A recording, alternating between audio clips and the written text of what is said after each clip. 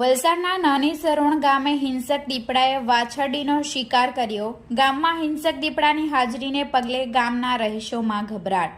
તારીખ 8 ડિસેમ્બર રવિવારના રોજ વહેલી સવારે 5 થી 6 કલાકના અરસામાં બનેલી ઘટનાની મળતી માહિતી મુજબ વહેલી સવારે સરોણ ગામે ત્રાટકેલા હિંસક દીપડાએ પશુપાલકના કોઢારામાં એક વાછરડીનો શિકાર કરતા ગામના રહીશોમાં ગભરાટ ફેલાયો છે। ઘટના બનતાની સાથે વન વિભાગને જાણ કરાતા વન વિભાગે હિંસક દીપડાને જબ્બે કરવા પાંજરું ગોઠવવાની તજવીજ હાથ ધરી છે।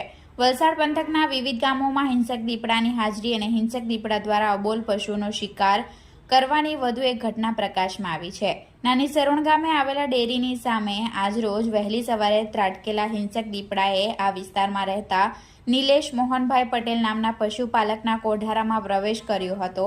હિંસકે દીપડાને કોઢારામાં બાંધેલ એક વાછરડીનો શિકાર કરતા વાછરડી મોતને ભેટી હતી। ઘટના બાબતની જાણ વન વિભાગને કરવામાં આવી હતી। વન વિભાગે મૃતક વાછરડીનું સ્થળ પર પીએમ કરાવવાની કાર્યવાહી પશુ ચિકિત્સક ડોક્ટર દિવ્યાબેન પટેલની મદદથી પૂર્ણ કરી હતી। વલસાડ વન વિભાગને એટીએમ ઘટના સ્થળે પહોંચી તપાસ કરતા હિંસક દીપડાની હાજરીમાં પુરાવા મળી આવ્યા હતા। વલસાડ વન વિભાગની ટીમે હિંસક દીપડાને જબ્બે કરવા પાંજરું ગોઠવવાની તજવીજ હાથ ધરી છે।